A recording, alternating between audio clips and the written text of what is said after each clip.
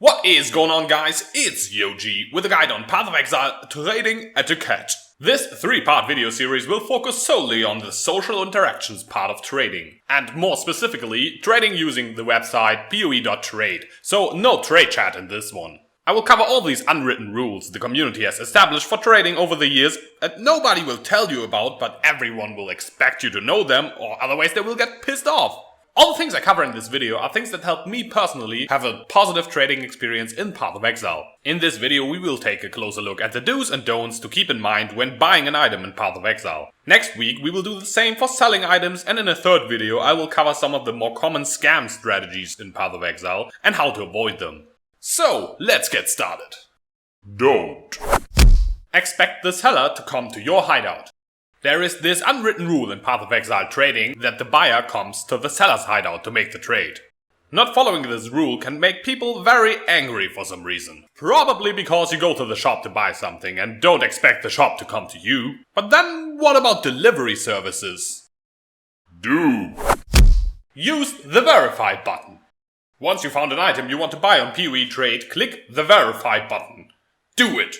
Every time. It makes poe.trade check whether the item you want to buy is still available or not. This can save you and the potential sellers a lot of time. This also prevents you from being frustrated because the seller's not answering to you, as he knows the item's already sold. Don't say just hi. So after you check the item you want to buy is still available, you want to write to the player selling the item. Do not do this. Hi.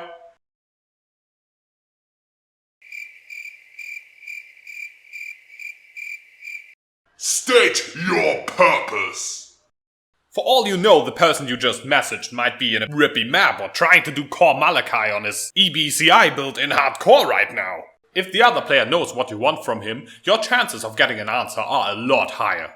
By just typing hi and waiting for him to reply first, you make him type twice in what might be a very dangerous situation for his character, thus discouraging him from answering at all. First, he has to find a moment and place of safety to reply to your hi, and then again to reply to your trade request.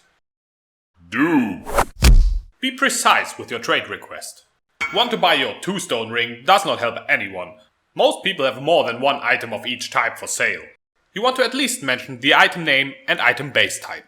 How much the item is listed for. That is, if the seller has set a buyout price, maybe name the league you are trading in, and definitely state ahead of time whether you want to negotiate for a lower price or pay an alternate currency. Do not wait with this until you are in the seller's hideout. Nobody likes the surprise gumball attack, or leave their map just to find out the two of you are not going to agree on a trade anyways because the prices you have in mind are so different.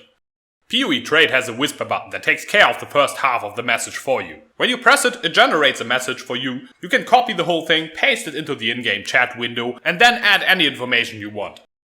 Yes, it does make trade a little bit less personal, but it also saves a lot of time. Don't haggle about fixed prices. Fixed price means the price is, fixed, as in not up for negotiation. Respect the seller's decision, save both of you some time, and pay the price or find another item. Do haggle about buyout prices. Try to haggle around 10 to 20% off of each buyout price. It adds up over time. For more expensive items you often can go a bit further than those 10 to 20%. Also trying to get all the haggling done before you enter the seller's hideout if possible. But don't lowball. Be reasonable. If an item is listed for 10 chaos, you can try to get it for 8 chaos, maybe 9 chaos, maybe even a bit lower. But you will probably not get it for 2 chaos or even 5 chaos. Instead, asking for that will likely just piss off the other player. And even if you are certain the buyout price is way too high, asking for a much lower price will usually just cause you trouble. Because the other player will feel like you're trying to take advantage of him. Sometimes people just disagree on the value of an item. Shit happens, move on, find another item to buy. Oh, and one more thing about haggling. Asking for a lower price or paying an alternate currency is usually fine. Try not to ask for both if you can avoid it. If another player offers you a hand, don't take the whole arm. Tune in next week to learn what to do and what to avoid when selling an item. If you enjoyed the video, subscribe so you don't miss the next part of the series. I release a video every Wednesday.